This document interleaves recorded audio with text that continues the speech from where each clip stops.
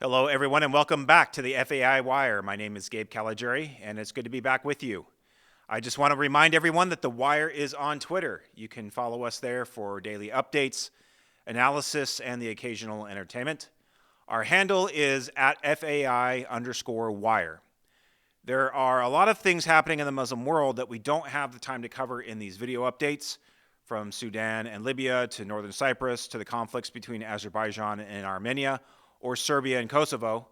So the Wire on Twitter has been highlighting these developments throughout the Middle East, Central Asia, and the Balkans, where the hand of the Turkish government can be seen in the former territories of the Ottoman Empire, and especially how it affects minority populations, including the Kurdish people, who live in the shadow of Turkey's Islamist president, Recep Tayyip Erdogan.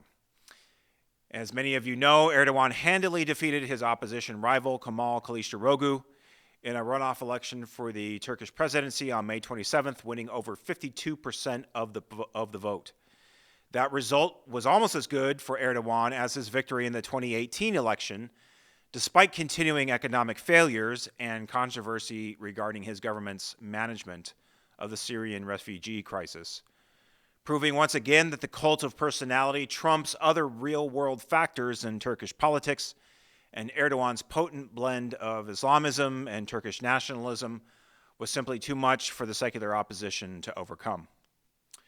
Despite this, Erdogan has made some interesting choices for his cabinet in the next 5-year term, including economic moderates and even some bureaucrats who come from the Kurdish majority areas of the country, signaling that he understands his precarious position and was at least threatened enough by the opposition that he feels the need to do what he can to counteract them by moving more towards the middle. This means that the days of extremist cabinet members may be numbered, especially for rabid anti-Western Islamists like Interior Minister Süleyman Soylu, who has overseen the removal of hundreds of duly elected Kurdish politicians from office, followed by trials and imprisonment for alleged ties to Kurdish terrorism. In any case, although we can expect with the political shakeup to see some changes in the Turkish government's economic policies, we don't expect to see much change in Turkey's security policies, either domestically with its Kurdish population or militarily abroad. That means we can expect to see Turkish expansionism continue in Syria and Iraq, the Caucasus region, and southeastern Europe, at least for the next 5 years.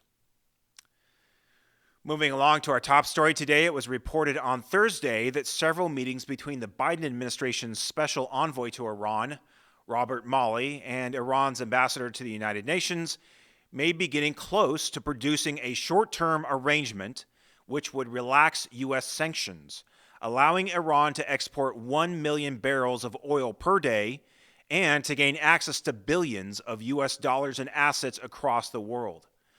Iran would agree to enrich uranium below 60% and would have to submit to inspections by the International Atomic Energy Agency.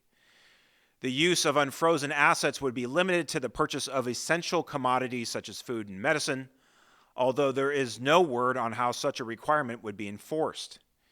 After the first Iran deal was signed by the U.S., European, and Iranian powers in 2015, the Iranian regime received a windfall of unfrozen assets, including $400 million in cash, much of which was funneled to its proxy organizations in Iraq, Syria, Yemen, and the Gaza Strip. That agreement limited Iran's uranium enrichment to less than 4% and required the dismantling of thousands of nuclear centrifuges, neither of which appears to be a requirement in the current talks. Thursday's announcement of a new interim agreement comes after the release of a U.S. intelligence report claiming that Iran is working with the Syrian regime and Lebanese Hezbollah to manufacture penetrating explosive devices and to train Syrian militias to use them against American tanks and armored vehicles in Syria, a tried and true tactic used by Iranian proxies during the Iraq War to kill hundreds of American soldiers.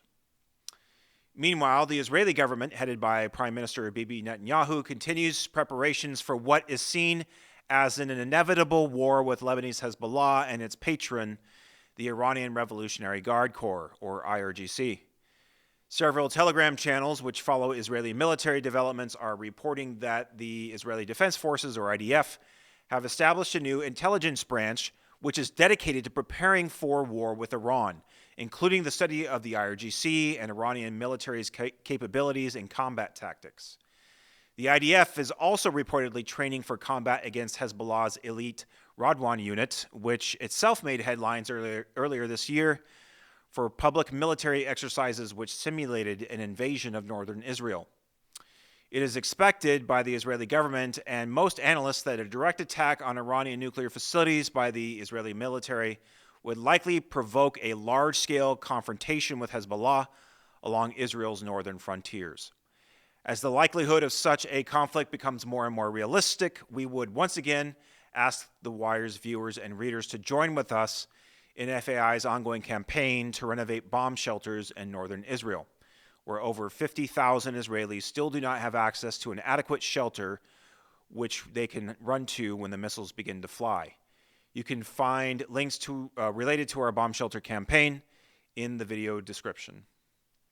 Again, thank you so much for your prayerful and financial support as we continue to co-labor with you to name the name where it has not yet been named in the Middle East.